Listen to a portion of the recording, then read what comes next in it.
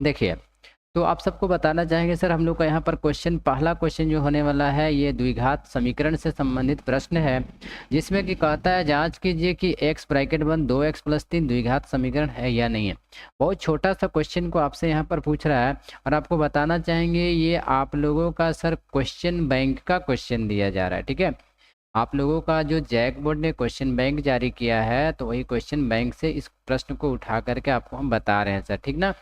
तो फिर से बताना चाहेंगे कि ध्यानपूर्वक से देखेंगे सर सारे बच्चे, ठीक ना। जांच कीजिए कि x ब्रैकेट बंद 2x प्लस 3 द्विघात समीकरण है या नहीं। तो स्टार्टिंग करते हैं हम लोग क्वेश्चन को बनाना। सबसे पहले यहाँ पर शुरुआत में हम लोग कुछ इस प्रकार का सॉल्यूशन लिखेंगे, ठीक है ना। सादिया है, आफरीन है, सारे बच्चे जुड़े हुए हैं। जिनको पढ़ना है सर तो जुड़ेंगे ही जुड़ेंगे, ठीक है, और पढ़ने का प्रयास भी करेंगे अच्छे प्रकार से, ठीक है। तो देखिए यहाँ पर कहता है, देख लेते एक बार सारे बच्चों को प्रॉपर ढंग से पहुंच पा रही है कि नहीं पहुंच पा रही है सारी चीज़ें। ठीक है, सारी चीज़ें तो हमको लगता है कि प्रॉपर पहुंच पा रही है सर, ठीक है। तो अभी चलो हम लोग शुरू कर लेते हैं बाकी चीज़ों को पढ़ना, ठीक है। तो यहाँ पर लिखता है जांच कीजिए कि x ब्रैकेट बंद 2x प्लस 3 द्विघात समीकरण है या नहीं।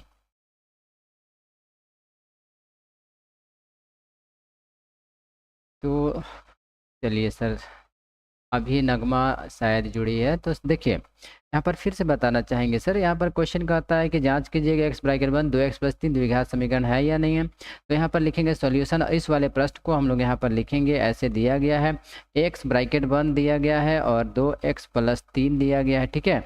और सर हम लोग क्या करेंगे यहाँ पर ना, थोड़ा सा ध्यान दीजिएगा, ब्रैकेट बंद कर लेंगे, प्लस 3 लिख के ब्रैकेट बंद करेंगे, ठीक ना। और बराबर लिख लेंगे 0 इस प्रकार से, ठीक ना। अब 0 ना भी लिखो तो कोई दिक्कत नहीं है, लेकिन लिख लेने से ज़्यादा बेहतर होता है सर, ठीक है। अब इसके आगे क्वेश्चन को सॉल्व किया जाएगा। थोड़ा ध्यान से सुनिएगा किस प्रकार से क्वेश्चन को सॉल्व किया जाता है सर, सीखने का प्रयास करेंगे सारे बच्चे। x से और 2x को गुना करेंगे। देखो x और 2x को जब हम लोग गुना करेंगे ना सर, तो क्या हो जाएगा, 2x का स्क्वायर हो जाएगा, ठीक है, इस प्रकार से। और फिर x को जब 3 से गुना करेंगे तो क्या हो जाएगा, प्लस 3x हो जाएगा, बराबर 0 होगा। अब जब यहाँ पर आप देखोगे तो एक चीज़ बढ़िया ढंग से दिखाई पड़ेगा कि इस वाले पे जो हम लोगों का गुणनफल अभी आया है, यानी गुना करने के बाद जो चीज़ आया हुआ है, इसमें अधिकतम घात देखने से पता चल रहा है कि अधिकतम घात 2 दिया गया है। और जब अधिकतम घात 2 है सर तो हम लोग फाइनल कह सकते हैं ना, यहाँ पर कहेंगे चूंकि, क्या कहेंगे, चूंकि यहाँ क्या लिखेंगे, यहाँ ध्यान से देखिएगा, लिखेंगे यहाँ चूंकि यहाँ अधिकतम घात, देखिए क्या लिखना पड़ेगा, अधिकतम घात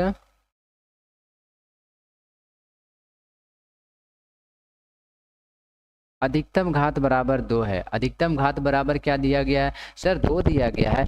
सब सभी बच्चे जानते हो कि अगर अधिकतम घात 2 होता है तो द्विघात समीकरण होता है। तो इस वाले प्रश्न में भी अधिकतम घात 2 है हमारे पास, इसलिए द्विघात समीकरण होगा। नीचे लिखेंगे इसलिए जो हमारे पास है यह क्या हो जाएगा, यह द्विघात समीकरण होगा। सर हम लोग इसको फाइनल लिख सकते हैं, यह द्विघात समीकरण हो जाएगा। इस प्रकार से द्विघात समीकरण है, इस तरीके से हम लोग लिख लेंगे, यह क्या है, द्विघात समीकरण है। कोई डाउट नहीं होगा किसी को। नेक्स्ट क्वेश्चन सर देखो, यह यदि द्विघात समीकरण x square minus 4x plus के बराबर 0 का मूल समान हो तो के का मान ज्ञात कीजिए। सर आपको पता होना चाहिए, और बहुत पहले इस वाले प्रश्न को हम पढ़ाए भी थे सर आप लोगों को, ठीक है, जिसमें देखो क्या कहता है, एक द्विघात समीकरण यहाँ पर है x square minus 4x plus के बराबर 0, के मूल, देखिए के मूल क्या है, समान। तो समान मूल कब होता है सर, यानी बराबर मूल कब होता है, आप सबको पता होगा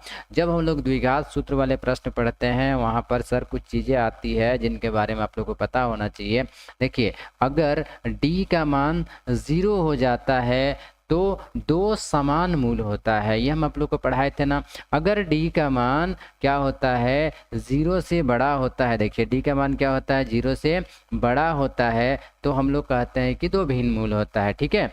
और अगर d का मान 0 से छोटा हो जाता है तो कहते हैं इसका कोई मूल नहीं होगा।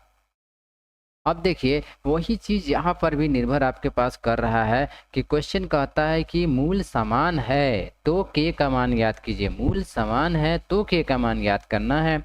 तब हम लोग यहाँ पर प्रश्न को जब बनाना स्टार्ट करेंगे, सबसे पहला स्टेप है कि आप सॉल्यूशन लिखिएगा, ठीक।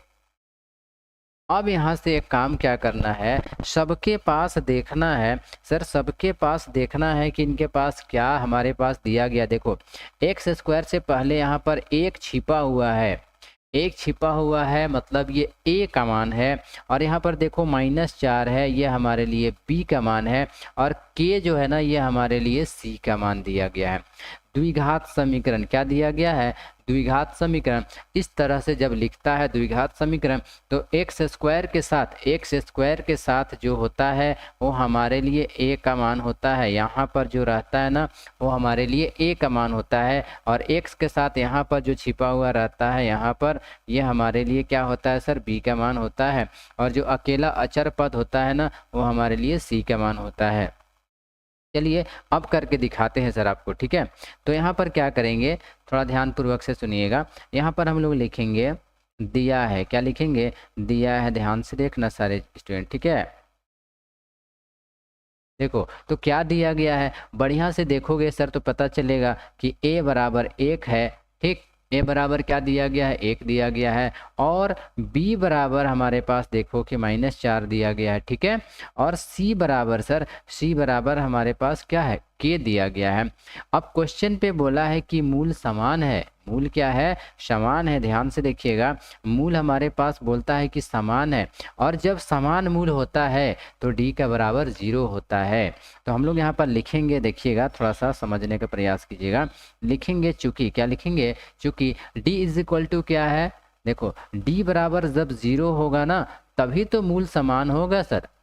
अगर d बराबर क्या होगा, 0 होगा तभी तो मूल क्या होगा, समान होगा। तो लिखेंगे यहाँ पर चूंकि मूल समान है, मूल क्या है, समान है, ऐसे हम लोग लिख लेंगे, चूंकि मूल क्या है, समान है, इस तरीके से सर, चूंकि मूल क्या है, समान है। नीचे लिखेंगे इसलिए, क्या लिखेंगे, इसलिए d बराबर जो होगा 0 होगा।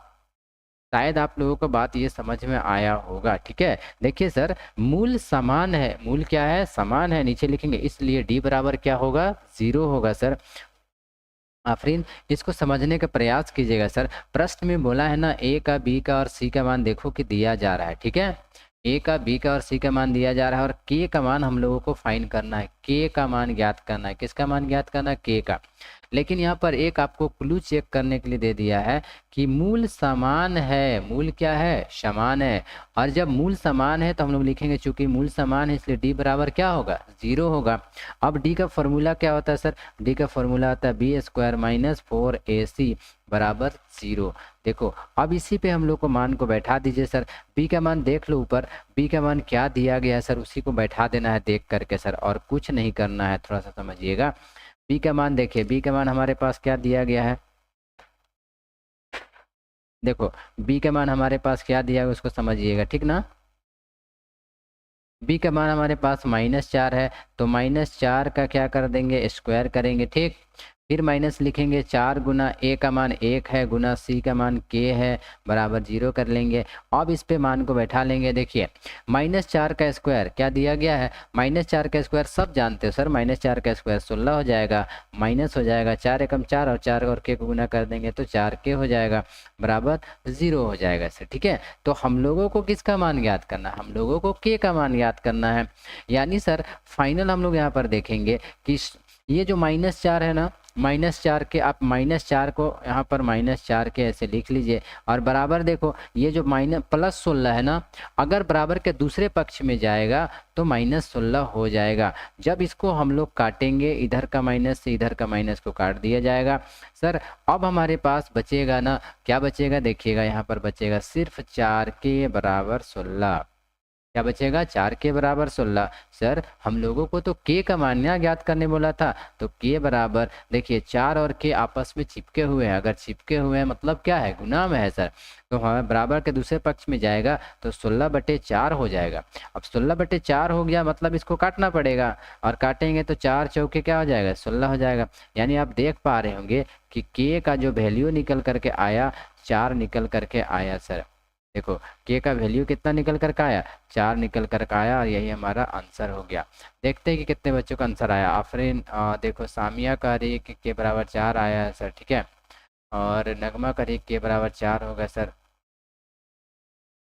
देख सकते हो सारे बच्चों का सादिया का भी के बराबर 4 आया है, ठीक है। तो यहाँ पर देख पा रहे हैं कि सारे बच्चों को के बराबर 4 ही आंसर आया है, ठीक ना। तो अगर सारे बच्चों को ये क्वेश्चन बन चुका है तो सर जल्दी से बताओगे कि सर क्वेश्चन बन गया है, और फटाफट सर सारे बच्चे अपने अपने नेक्स्ट क्वेश्चन के लिए रेडी हो जाओ सर, ठीक है।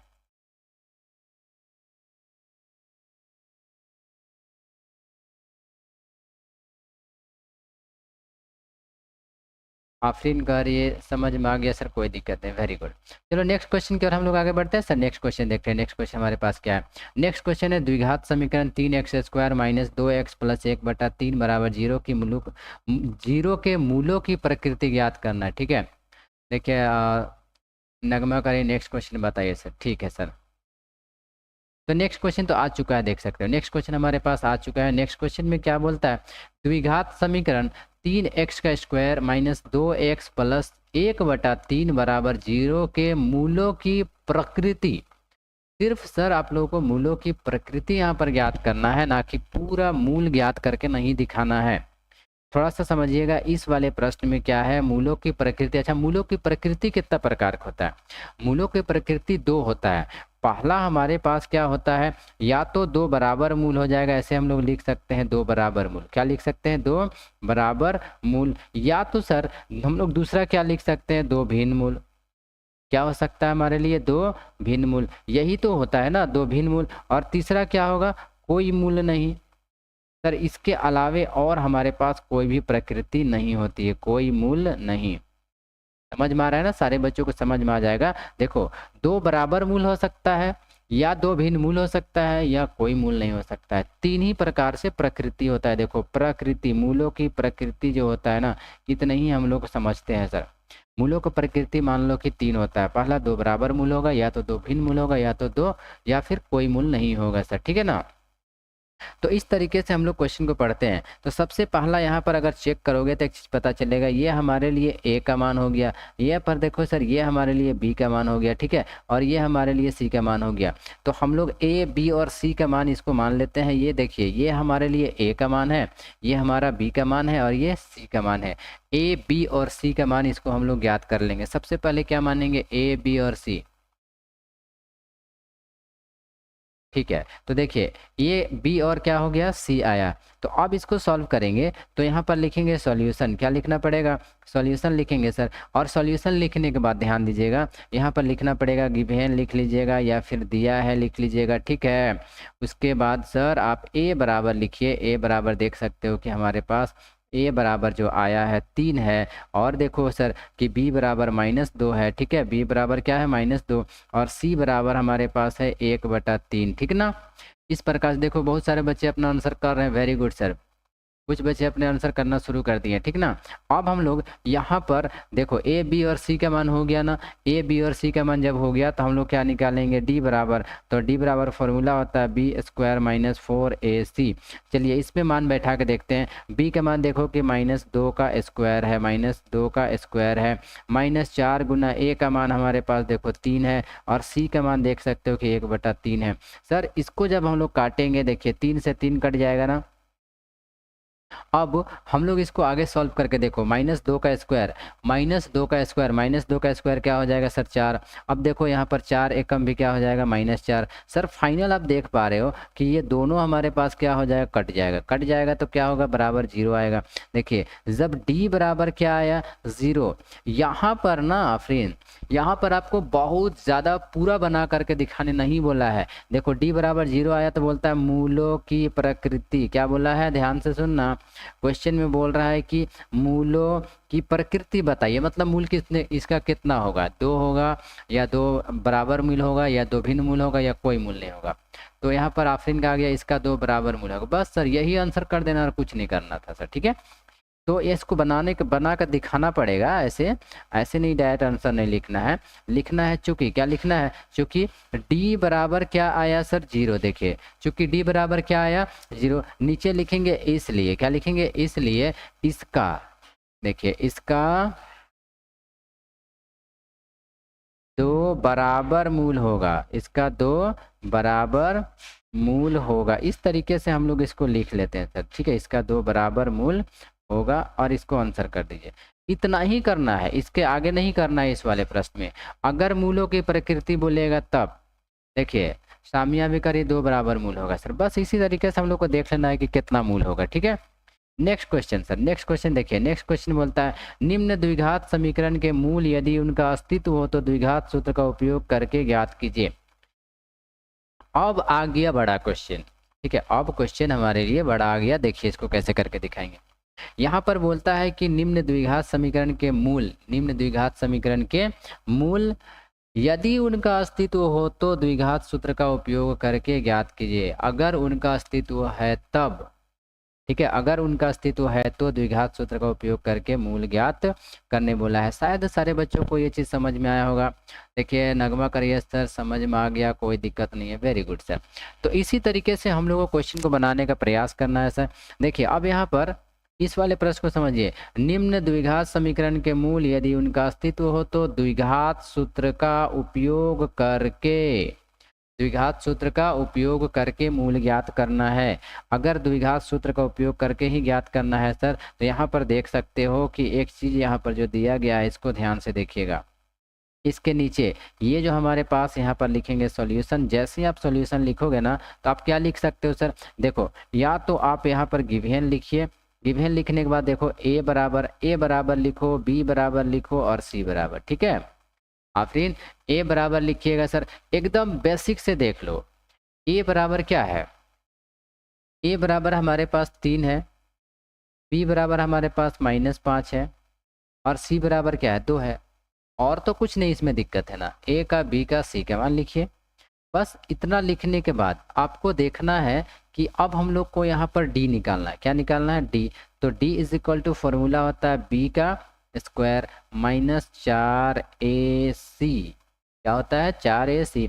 फिर बराबर देंगे सर बी का मान, यहाँ देखो बी का मान क्या है -5 और इसका क्या करेंगे स्क्वायर ऐसे कर लेंगे। फिर माइनस करेंगे 4 गुना ए का मान 3 है, गुना सी का मान 2 है। ठीक है, इस तरीके से सॉल्व करेंगे।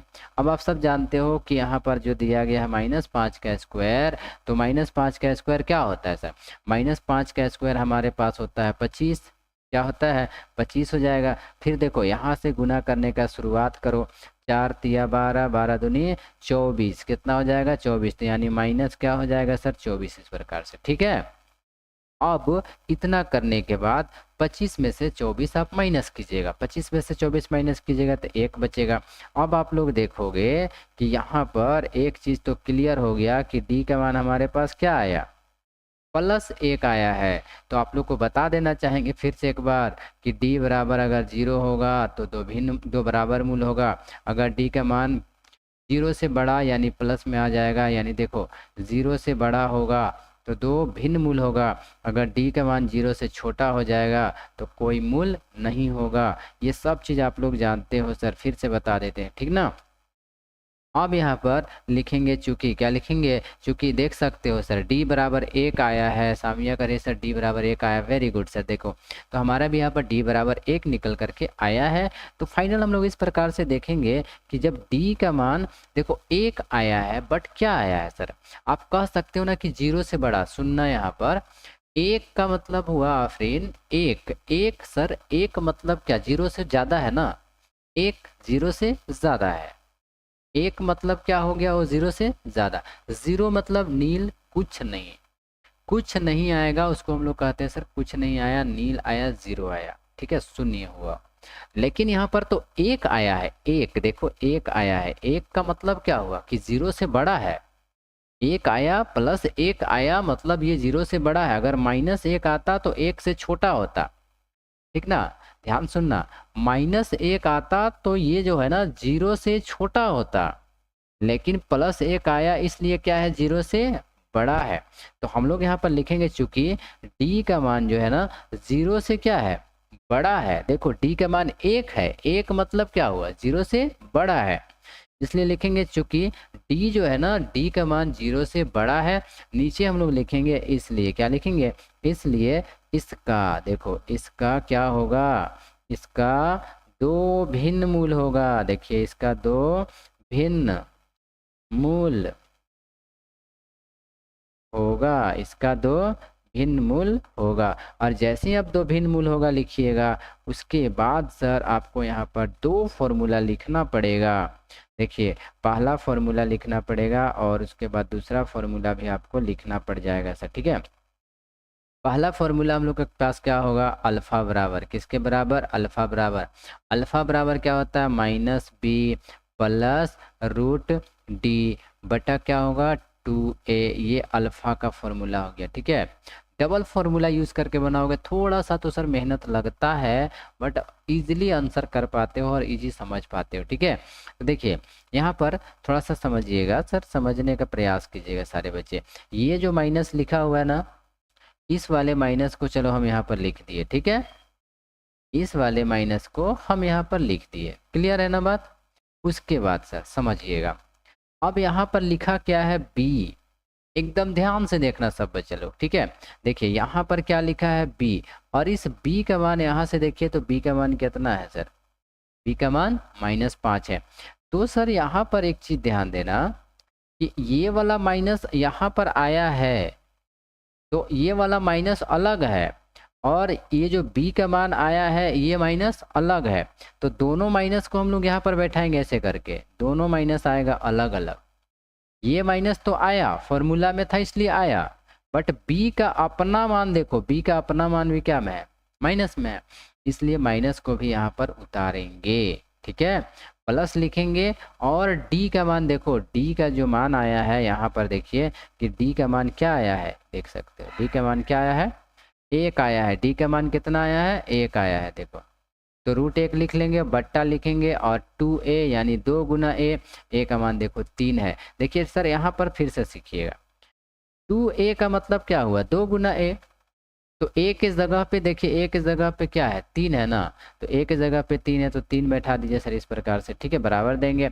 अब देखो फिर से यहाँ पर सीखो, फिर से सीखना, ठीक ना, फिर से सीखना सारे बच्चे। सर यहाँ पर भी माइनस है, यहाँ पर भी माइनस है, दोनों जगह माइनस है ना सर, दोनों जगह माइनस है, तो माइनस और माइनस को आप गुना करके क्या लिखोगे सर, बताओ तो प्लस ना लिखोगे, माइनस और माइनस को गुना करके क्या लिखोगे, प्लस लिखोगे, यानी 5 का यहाँ पर क्या हो जाएगा 5, बीच में देखो यहाँ पर प्लस है ना तो प्लस लिख लीजिएगा। और 1 का वर्गमूल सर देखो, इस 1 का वर्गमूल, वर्गमूल कितना निकलता है, 1 निकलता है, बट्टा 2 और 3 को गुना करोगे तो 2 3 6 हो जाएगा, बराबर देंगे सर 5 और 1 6 बटा 6 हो जाएगा। इसको काट लीजिएगा सर, ठीक है, इसको काटिएगा ऐसे 6 में से 6, तो हमारे पास क्या निकलेगा, बराबर देख सकते हो यहाँ पर बराबर 1 निकलेगा। तो ये जो अभी निकला ये अल्फा का मान आया, ये किसका मान आया सर, अल्फा का मान 1 आया है।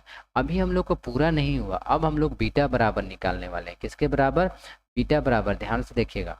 अब हम लोग बीटा बराबर निकालेंगे तो यहाँ पर लिखेंगे बीटा बराबर, देखो इस प्रकार से बीटा बराबर फॉर्मूला सुनना, बीटा बराबर फॉर्मूला क्या होगा, -b माइनस रूट डी बटा 2a, -b minus root D बटा क्या होगा 2a, बराबर देंगे ना, बराबर देंगे।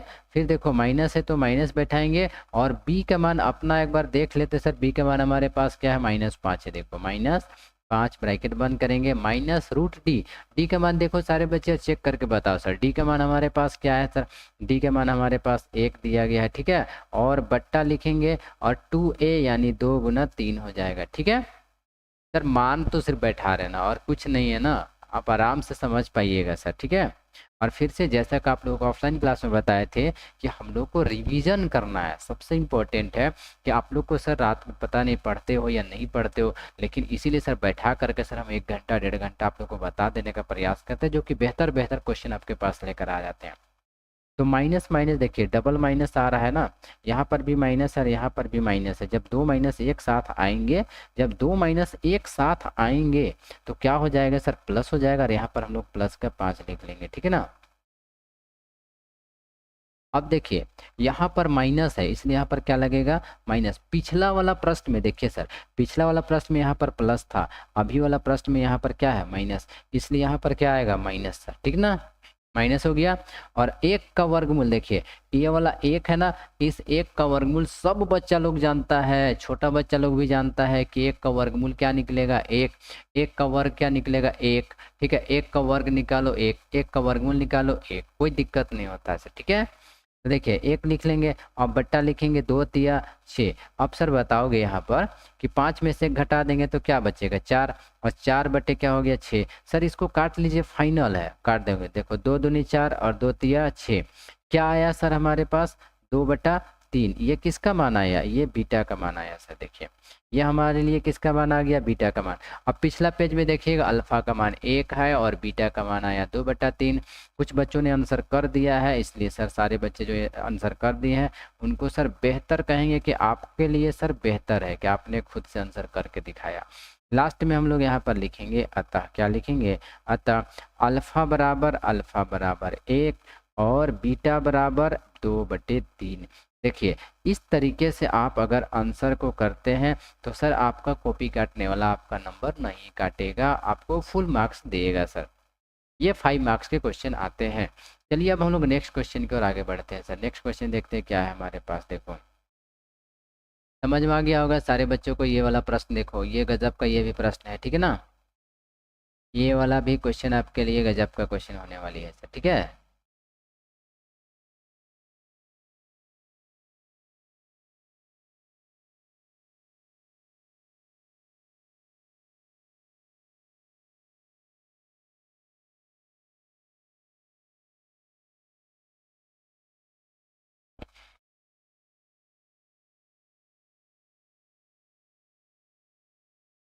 चलिए नगमा करिए सर, मेरा भी यही आंसर आया है, ठीक है सर। तो यही काम तो आपके बीच हम रह करके करना चाहते हैं सर, कि आप लोग भी साथे साथे बनाते जाओ और प्रैक्टिस करते जाओ सर, ठीक है, जिससे कि आपको भी सीखने में अच्छा लगे और आप बेहतर से सीख पाओ। क्या पता यही क्वेश्चन एग्जाम में पूछ दे सर।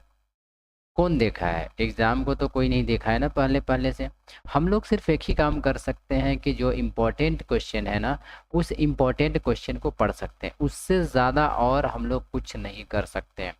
जो हमारे पास इम्पोर्टेंट प्रश्न होता है उन इम्पोर्टेंट प्रश्न को अपने तरफ से गेस कर सकते हैं कि एग्ज़ाम पे क्या आ सकती है, क्या हमारा क्वेश्चन बैंक कहता है, क्या हमारा मॉडल सेट कहता है कि किस तरह का प्रश्न पूछा जाएगा एग्जाम पे। उसी आधार पे उसी बेस पे हम लोग क्वेश्चन को करते हैं और सीखने का प्रयास करते हैं।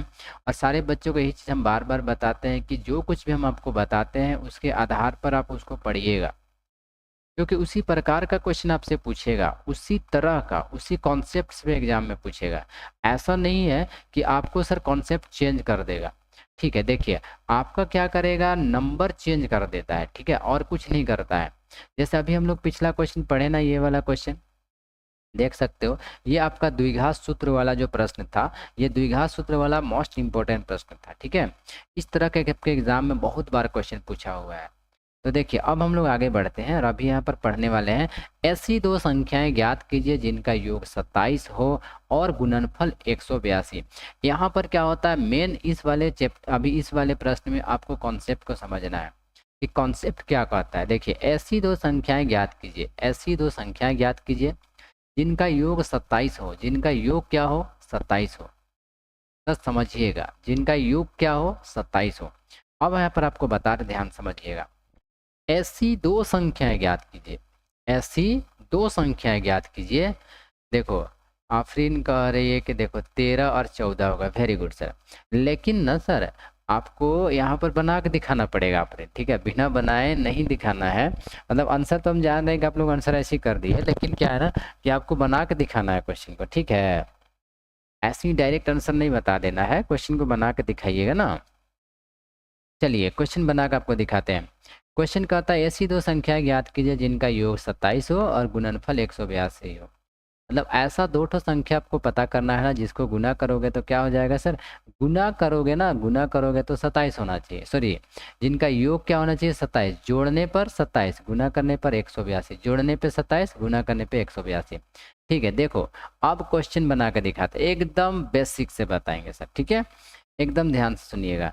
मान के चलो सर क्या होगा ना, यहाँ पर देखिए मान के चलो कि एक ये संख्या हुआ पहला और एक हमारे पास क्या हुआ ये दूसरा संख्या, ठीक है।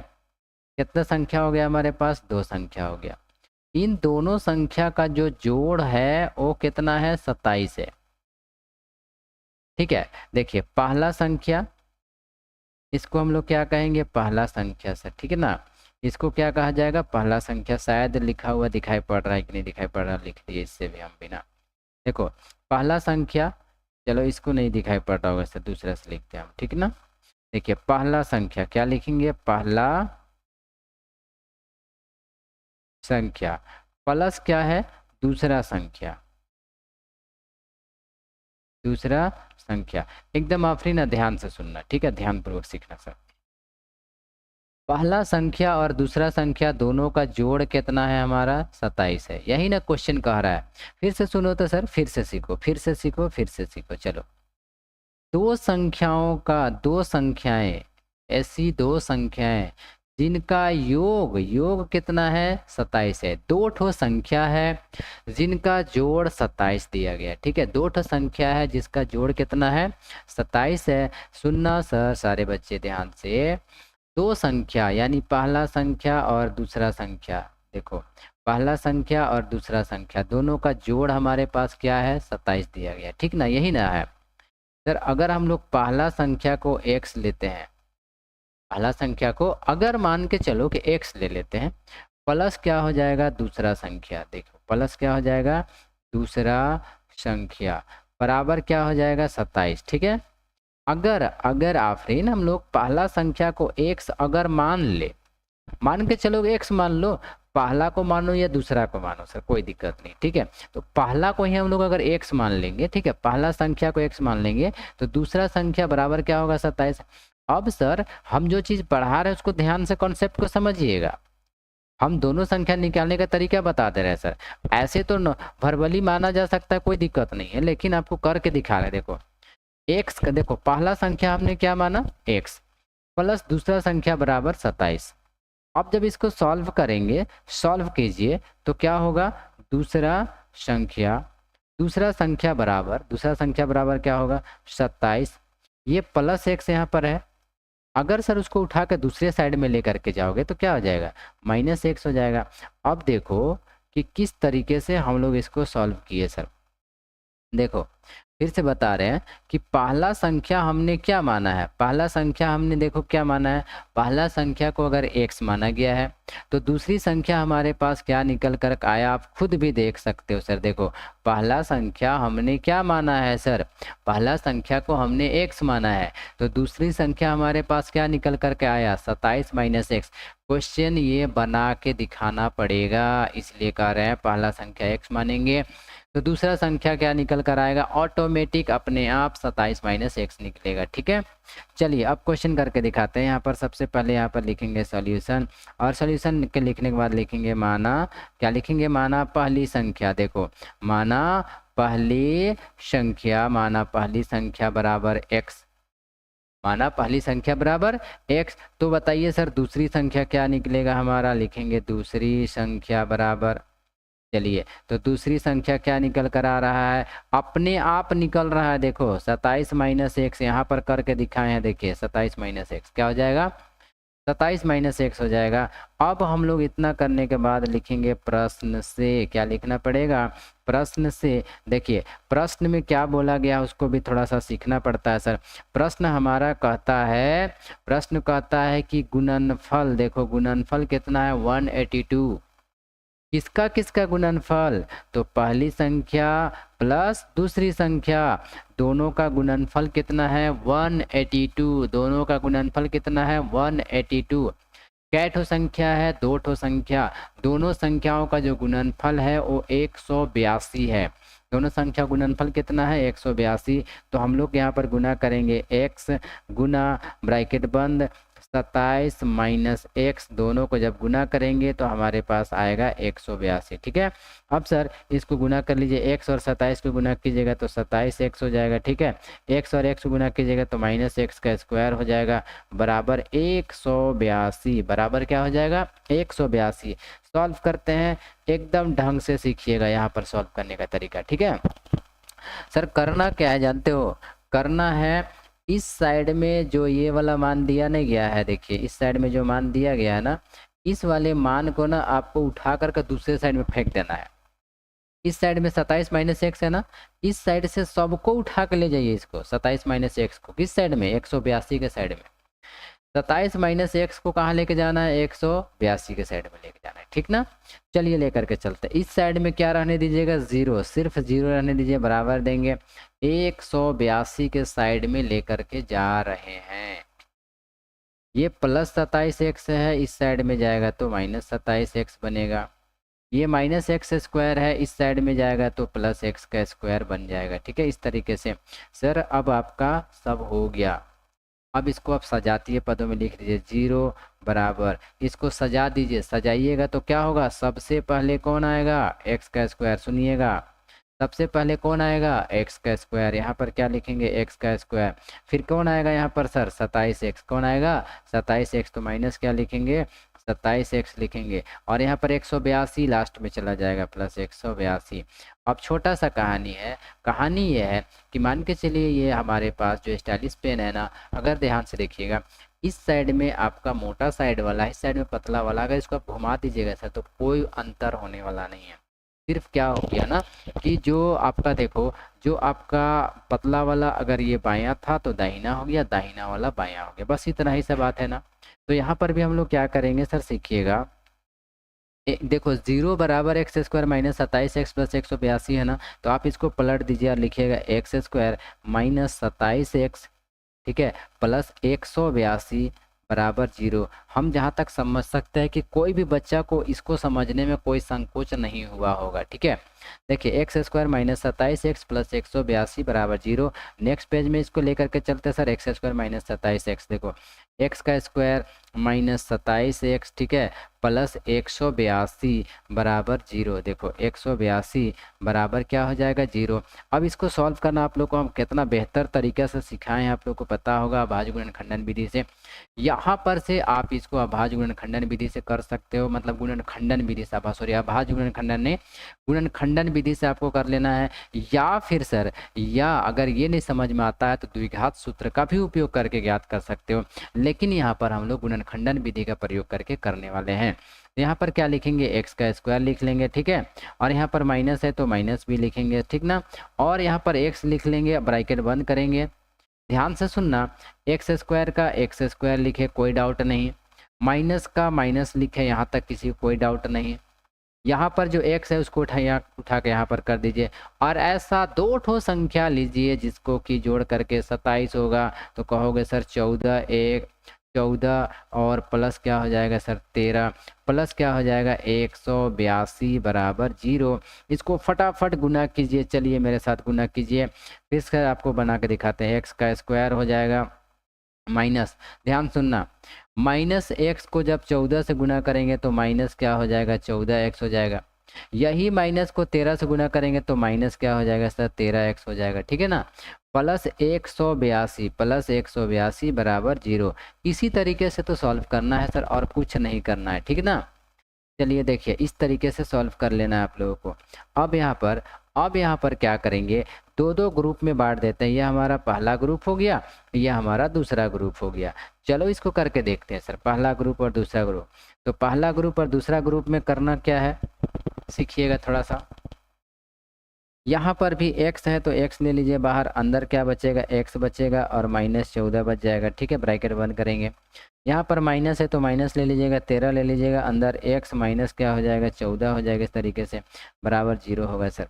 अब कुछ नहीं करना है, देखो ये हमारा और ये हमारा एकदम बिल्कुल सेम टू सेम है ना, तो दोनों के बदले में 1 ठो लिखिएगा, ठीक है, दोनों के बदले में क्या ठो लिखना है सर 1 ठो लिखना है, और कुछ नहीं करना है, ध्यान से देखना, दोनों के बदले में 1 ठो लिखिए, सिर्फ दोनों के बदले में 1 ठो लिखना है। देखो x माइनस 14 लिख लिए, एक लाइन खींचेंगे और इसको मिला के 1 ठो लिख दीजिएगा x माइनस 13, ठीक है ना, और इनके बराबर भी 0 दे दीजिए और इसके बराबर भी 0 दे दीजिए सर, अलग अलग। अब इसको सॉल्व कीजिए, x बराबर क्या आएगा 14 आएगा, ठीक ना, और यहाँ पर भी क्या होगा x बराबर 13 आएगा। तो देखो सर कितना इजी से x का मान यहाँ पर 14 और यहाँ पर x का मान देखो सर, x का मान यहाँ पर 13 आया। तो यही तो आप लोग को ज्ञात करने बोला था ना, क्या ज्ञात करने बोला था, ऐसी 2 संख्या ज्ञात की जिनका योग 27 और गुणनफल 182 है। तो लास्ट हम लोग क्या लिखेंगे, अतः x बराबर, हम लोग एक बार लिख लेंगे 14 और एक लिख लेंगे 13, और यही तुम्हारा क्या हो जाएगा आंसर हो जाएगा।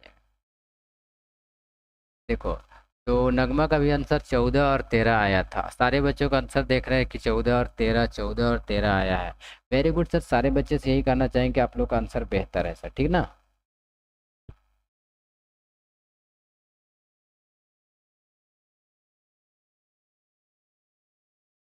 और देखते हैं,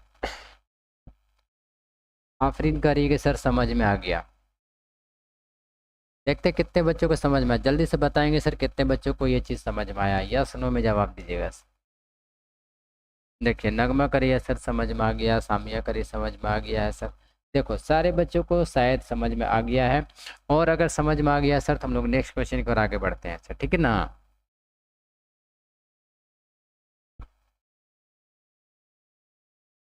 चलिए अगला क्वेश्चन देखते हैं सर। अगला क्वेश्चन हमारे पास क्या है समझिएगा। तो क्रमागत धनात्मक पूर्णांक ज्ञात कीजिए जिनके वर्गों का योग 365 है। दो क्रमागत, ठीक है, दो क्रमागत धनात्मक पूर्णांक ज्ञात कीजिए। क्रमागत धनात्मक पूर्णांक किसको कहा जाता है, आपने ध्यान से सुनना चाहिए लोग, ठीक है। सर क्रमागत धनात्मक पूर्णांक का मतलब होता है क्रमवार चलना। क्रमवार का मतलब हुआ एक के बाद दो, दो के बाद तीन, तीन के बाद चार, चार के बाद पाँच, पाँच के बाद छः, छः के बाद सात। ये क्रमागत धनात्मक पूर्णांक कहलाता है, यानी कि एक एक बढ़ना चाहिए। देखो एक एक बढ़ना चाहिए, उसको हम लोग क्रमागत धनात्मक पूर्णांक कहेंगे। उससे ज़्यादा नहीं बढ़ना चाहिए। जैसे पहला क्रमागत धनात्मक पूर्णांक अगर एक है तो दूसरा क्रमागत धनात्मक पूर्णांक दो होगा, तीसरा क्रमागत धनात्मक पूर्णांक तीन होगा, अगला चार होगा, अगला पाँच होगा। यानी सब में कितना बढ़ते जाएगा, एक एक एक एक बढ़ते जाएगा। अगर धनात्मक बोला है तब, ऋणात्मक भी होता है सर, माइनस में होता है, ठीक है। धनात्मक का मतलब प्लस में होगा, ठीक ना। तो चलिए बताते हैं हम आगे। तो क्रमागत धनात्मक पूर्णांक ज्ञात कीजिए जिनके वर्गों का योग कितना है, 365 वर्गों का योग। अब दो ठो क्रमागत धनात्मक पूर्णांक क्या हो सकता है सीखिएगा। हम आपको बताएं ना, जैसे एक, दो, तीन, चार, ये क्रमागत धनात्मक पूर्णांक है। क्रमागत मतलब क्रमवार चल रहा है, ठीक है, सबका डिफरेंस बराबर है, ठीक ना। अब सर यहाँ पर एक चीज समझने वाला क्वेश्चन है, देखिएगा कि अगर मान के चलो अभी हम जो बता रहे समझना आपने ना, बहुत बड़ा चीज नहीं है, छोटा सा ही चीज है, लेकिन समझना जरूरी है। क्या बता रहे सुनना। जैसे गिनती है ना, एक, दो, तीन, चार गिनती है, इसमें हर बार कितना बढ़ रहा है, बस ये आप लोग बताओ तो सर, हर बार कितना बढ़ रहा है, हर बार कितना बढ़ रहा है। देखो एक, दो, तीन, चार, पाँच, इसी प्रकार से बढ़ता जाएगा, तो हर बार कितना बढ़ रहा है, एक एक बढ़ रहा है ना। यानी क्रमागत धनात्मक पूर्णांक कितना बढ़ते चला जा रहा है, एक एक बढ़ रहा है। अब सर छोटा सा चीज बताते हैं कि अगर पहला क्रमागत धनात्मक पूर्णांक, पहला क्रमागत धनात्मक पूर्णांक अगर x लिया जाए तो दूसरा हमारा हो जाएगा x प्लस एक। क्या हो जाएगा, x प्लस एक। तीसरा क्या हो जाएगा, x प्लस एक प्लस एक। चौथा क्या हो जाएगा, x प्लस एक प्लस एक प्लस एक। ऐसे बढ़ता चला जा रहा है ना, हर बार बढ़ता चला जाएगा, इस चीज का ध्यान दीजिएगा, ठीक है। तो उसी प्रकार से अगर पहला क्रमागत धनात्मक पूर्णांक, पहला क्रमागत धनात्मक पूर्णांक एक है, देखिएगा अगर पहला क्रमागत धनात्मक पूर्णांक एक है सर, तो दूसरा हमारे पास क्या हो जाएगा, x प्लस एक होगा। चलिए बनाते हैं। सबसे पहले लिखेंगे दो क्रमागत धनात्मक पूर्णांक के बारे में डिस्कस करने कह रहा है, दो क्रमागत धनात्मक पूर्णांक। चलिए दो क्रमागत धनात्मक पूर्णांक सॉल्यूशन लिखेंगे, लिखेंगे माना, क्या लिखेंगे, माना पहली या फिर पहला, देखो पहला क्रमागत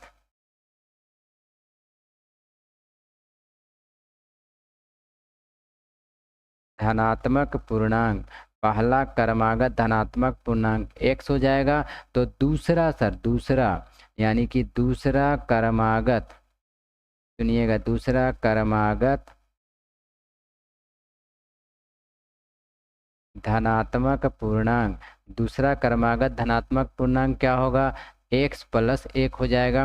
अब प्रश्न में हम लोग सुनेंगे कि प्रश्न क्या कहता है, प्रश्न कहता है कि दोनों का गुणनफल 365। दोनों का गुणनफल देखो, देखो, जिनके वर्गों का योग, सुनिए, जिनके वर्गों का योग 365 है सर, इसका भी वर्ग और इसका भी वर्ग, ठीक है, दोनों का वर्ग करने पर, दोनों का वर्ग करके जोड़ने पर, अपने ध्यान से सुनना छो लोग ना, ठीक है, ध्यान से देखो, यहाँ पर क्या कहता है कि दोनों का वर्ग करके जोड़ने पर 365 होगा, दोनों का वर्ग करके जोड़ने पर 365 होगा। तो हम लोग यहाँ पर क्या करेंगे सर, पहला इसका भी वर्क कर देंगे, इसका भी वर्क कर देंगे और दोनों को जोड़ देंगे, दोनों को जोड़ेंगे तो कितना हो जाएगा, 365 हो जाएगा।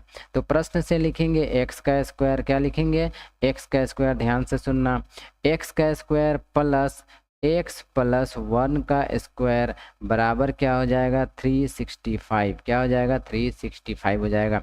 बस सर सॉल्व कीजिए, एक्स का स्क्वायर हो जाएगा यहाँ पर, प्लस का प्लस, ए प्लस बी का होल स्क्वायर, देखो एक्स प्लस 1 का होल स्क्वायर मतलब क्या, देखो एक्स प्लस 1 का होल स्क्वायर मतलब ए प्लस बी का होल स्क्वायर, और ए प्लस बी का होल स्क्वायर मतलब एक बार एक्स का स्क्वायर प्लस एक बार एक का स्क्वायर प्लस 2ab यानी 2x गुना 1 हो जाएगा, ठीक है। इसको पूरा करके दिखा देते सर, 2 गुना एक्स गुना 1 कर दे रहे, पता नहीं, और तो बहुत सारे बच्चों को कन्फ्यूजन हो जाता है कि सर कैसे हुआ, वहाँ पर नहीं समझ में आया। देखो एक्स का स्क्वायर क्या हो जाएगा, एक्स का स्क्वायर प्लस क्या होगा, एक्स का स्क्वायर, ठीक है, प्लस क्या होगा, एक का स्क्वायर एक हो जाएगा प्लस 2x यहाँ पर 2x हो जाएगा, ठीक है, बराबर कितना हो जाएगा सर, तो 365, क्या हो जाएगा, 365 यहाँ पर हो जाएगा।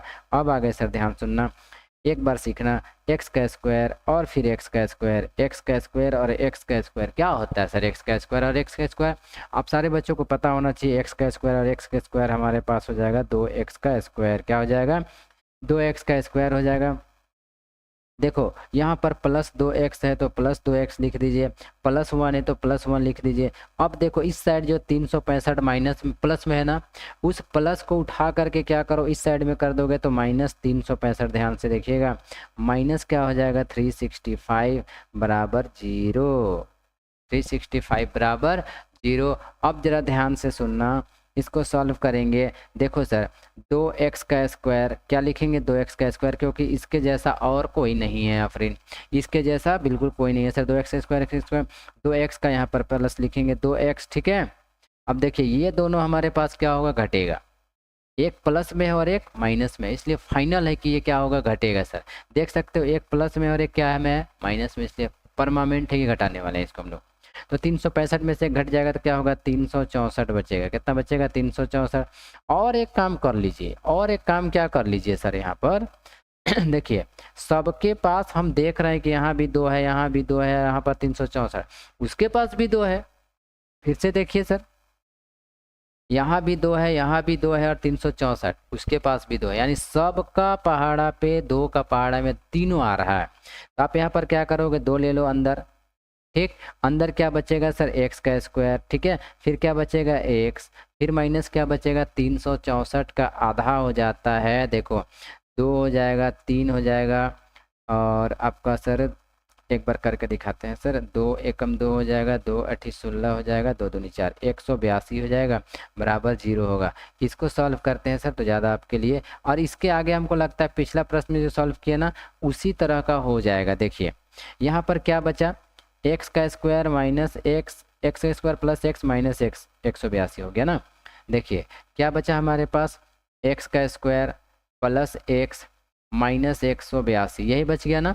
अब ध्यान से सुनना, यहाँ पर ये जो प्लस 2 दिया गया है ना, उसको दूसरे साइड लेकर के जाओगे सर तो क्या होगा, 0/2 नहीं हो जाएगा, 0/2 हो गया मतलब खत्म हो गया, उसका कोई काम ही नहीं हुआ सर। अब आगे हम लोग क्या लिखेंगे, एक्स का स्क्वायर प्लस एक्स हो गया प्लस 182 हो गया बराबर 0 हो गया। और ऐसा वाला सॉल्व तो सर पीछे ही वाला लाइन पे तो हम किए हुए देख सकते हो, इसी पे ना किए हैं, देख सकते हो इसका पीछे 182 वाला, देखो ये वाला जो है ना इसी प्रकार का प्रश्न था सर, ठीक ना।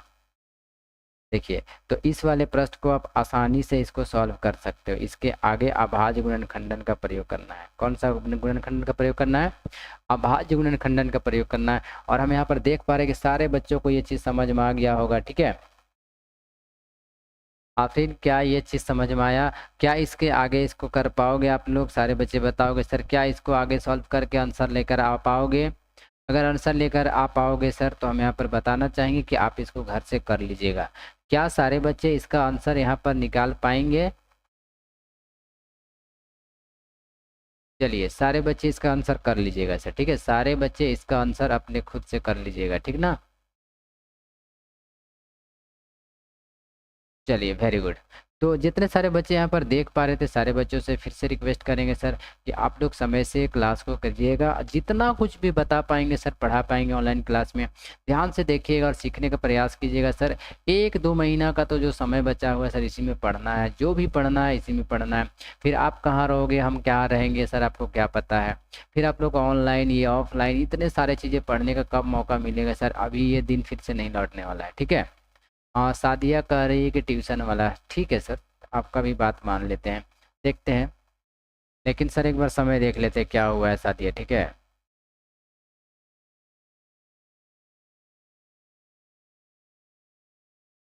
आठ 38 हो गया सादिया, ठीक है 8:38 हो गया सर।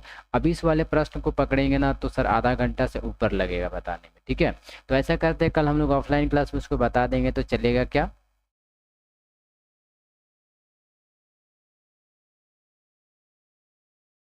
जल्दी से बताओगे जो आप बोले थे सादिया, ठीक है ट्यूशन वाला सर थोड़ा सा क्या करें कि समय ज़्यादा लग गया, तो कल बताएंगे सादिया तो चलेगा, कल ऑफलाइन क्लास में बता दिया जाए सर। तो सर क्या कल ऑफलाइन क्लास में बता दिया जाए? सादिया थोड़ा सा बताओगे सर क्या कल चलेगा या आज ही बता दें सर?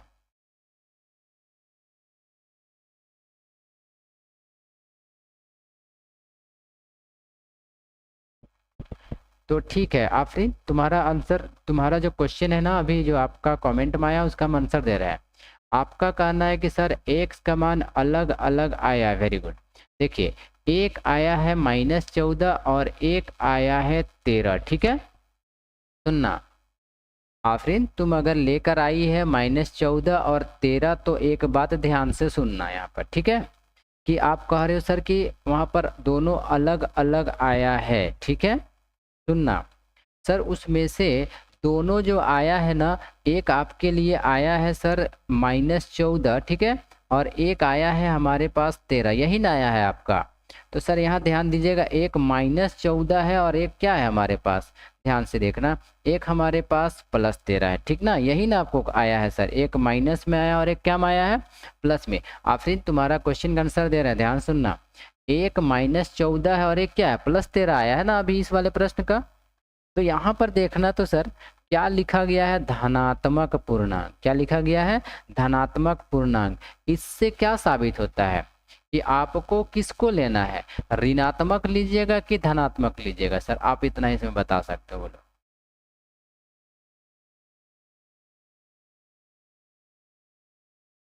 देखो असर बाबू का रहे सर आज एजाज सर क्लास काहे नहीं लिए, सर आपको व्हाट्सएप ग्रुप में तो हम मैसेज किए हैं ना, उनका सिस्टम में कुछ प्रॉब्लम थोड़ा सा आया था, पीपीटी सपोर्ट नहीं कर रहा था सर, ठीक, इसलिए उनका क्लास नहीं हो पाया। अब एक सिस्टम पे दोनों कोई क्लास नहीं ले सकते, ठीक ना, इसलिए। चलो असर बाबू तुम्हारा क्वेश्चन का आंसर कंप्लीट हुआ होगा कि आपका जो प्रॉब्लम था सॉल्व किया होगा, हम सर मैसेज उस पर कर दिए थे, आप लोग का जो व्हाट्सएप ग्रुप था ना उस वाले बच्चों वाले पे व्हाट्सएप ग्रुप पे हम डाल दिए थे कि क्यों क्लास नहीं हुआ, ठीक है। अब यहाँ पर जो है कि यहाँ पर आफरीन का प्रॉब्लम था ना, आफरीन क्या आफरीन प्रॉब्लम सॉल्व हुआ? सर आप किसको लोगे, प्लस वाले लोगे या माइनस वाले लोगे? तो ध्यान से सुनना आफरीन, सर ध्यान से सुनना कि क्या होगा, सीखने का प्रयास करना है यहाँ पर सर, ठीक है, फिर से बता रहे हैं ध्यान से सुनना सारे बच्चे। देखो पहला धनात्मक पूर्णांक x लिए हो, दूसरा धनात्मक पूर्णांक x+1 लिए हो, तो आप धनात्मक वाला को लीजिएगा, ऋणात्मक वाला को नहीं लीजिएगा, ठीक है। आफरीन करिए सर समझ में आ गया, तो हम क्या बोले समझ में आया आफरीन कि लेना। अब लास्ट में लिखना अतः, क्या लिखोगे, अतः पहला क्रमागत धनात्मक पूर्णांक बराबर x बराबर 13, ठीक है, क्या लिखोगे 13 + 13, और दूसरा क्रमागत धनात्मक पूर्णांक बराबर x + 1 यानी 13 + 1 ऐसे लिखना बराबर 14 लिखना, ठीक है। कोई दिक्कत नहीं ना यहाँ पर, फिर अब समझ में आ गया होगा। सर नहीं भी आया होगा तो हम कल बता देंगे, ऑफलाइन क्लास में बता देंगे सर। परफेक्ट है, कोई दिक्कत नहीं होना चाहिए। चलिए हम लोग फिर से कल मिलेंगे सर, और कल इसी प्रकार से इम्पोर्टेंट क्वेश्चन को पढ़ेंगे। आज के लिए यहीं पर सारे बच्चों को रोकते हैं और फिर से कहते हैं sir good night, thank you, धन्यवाद।